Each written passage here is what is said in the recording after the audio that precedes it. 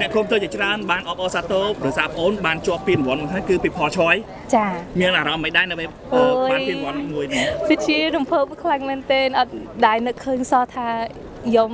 ជាអាចបានអា People Choice នឹងបាន so I'm very honored and grateful that I have so many fans out there that actually support me and love me and I'm so very honored I'm so thankful អរគុណច្រើនបងប្អូន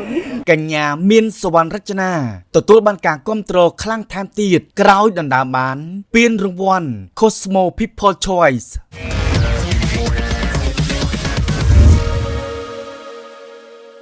កម្មវិធីប្រកួតសម្រស់លំដាប់ពិភពលោក Miss Cosmo Cambodia 2025បានដំណើរការមកដល់វគ្គពាក់កណ្ដាលផ្ដាច់ព្រាត់ហើយវគ្គផ្ដាច់ព្រាត់នឹងមកដល់នៅថ្ងៃទី30ខែឧសភាឆ្នាំ2025នៅប៉ុន្មានថ្ងៃខាងមុខនេះក្រឡេកទៅមើលបេក្ខនារីទាំងអស់នៃកម្មវិធីឯណោះវិញគឺពិតជាធ្វើឲ្យអ្នកគាំទ្រនិងគណៈកម្មការមានភាពតឹងតែងក្នុងចិត្តយ៉ាងខ្លាំងព្រោះមិនដឹងថាតើបេក្ខនារីរូបណាគួរទទួលតំណែងម្ចាស់មកុដ Miss Cosmo Cambodia 2025ក្នុងនោះកញ្ញាមានសវណ្ណរចនាគឺជាបេក្ខនារីមួយរូបកំពុងតែនាំមុខគេហើយដែលក្នុងពេលនេះកញ្ញាដណ្ដើមបានពានរង្វាន់ Cosmo People Choice មកគ្រប់គ្រងរួចរាល់បាត់ទៅហើយក៏កំពុងតែទទួលបានពិន្ទុនាំមុខគេក្នុងការវោតយកតំណែង Bikini Icon ថែមទៀតផងទទួលបានលទ្ធផលល្អបែបនេះកញ្ញាមានសវណ្ណរចនាបានពោលទាំងរំភើបថាសម្រាប់អារម្មណ៍ពីខ្ញុំពិតជាសប្បាយចិត្តហើយ I feel very overwhelmed and excited that I got to be able to have this opportunity to come and compete for Miss Cosmo it was really fun ពិតជាសប្បាយចិត្តខ្លាំងមែនទែនដែលមានឱកាសដែលបានមកលើឆាតនេះ and just show what we're capable of and just being able to be here with everyone I feel very honored ប្រហែលធ្លាប់ស្លៀកពាក់ឈុតបារាំងឈុតតំណាងជាតិនឹងប្រហែលដងហើយខ្ញុំធ្លាប់ពាក់ឈុតតំណាងជាតិនឹងតំណាងជាតិនេះឬក៏ in general ហ្មងទាំងអស់ហ្មងដោយច្រើនដងដែរដោយ5 6ដងចា៎ពិបាកទេសម្រាប់ឈុតមួយនេះពិបាកខ្លាំងពីព្រោះវាពិតជាធ្ងន់ហើយអានេះជាធ្ងន់ដែរគាត់គឺកាត់ធ្ងន់តែម្ដងចាហើយសម្រាប់ការសងដើរប្រើពាក់ពេលប្រហែលថ្ងៃក្នុងការអាចថា start ដើរបានបាទនិយាយតាមត្រង់ទៅអត់បានសមយូរទេ I practice it for like only a day because I didn't have time to really get to wear it and try to practice in it but I kept ខំតស៊ូហើយពិតជា no matter how bad it is you just have to keep going for it and just keep trying អ្នកគ្រប់គ្រងជាច្រើនបានអបអរសាទរដោយសារបងបានជាប់ពីរង្វាន់ហើយគឺពីផលឆយចាមានអារម្មណ៍មិនដែរនៅបានពីរង្វាន់មួយនេះពិតជារំភើបខ្លាំងមែនទែនអត់ដែលនឹកឃើញសោះថាខ្ញុំ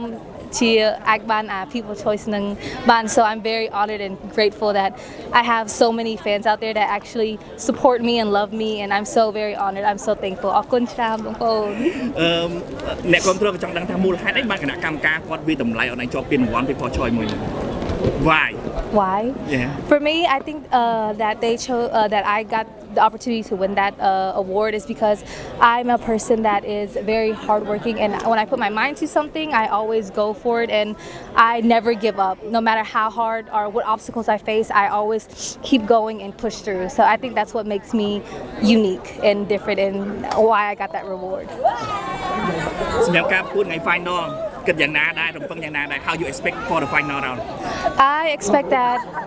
I'm gonna do really good and I believe I have faith in everyone else as well that they're gonna do really good and I'm so excited and I've been preparing so much for that day and I just can't wait for all you guys to see what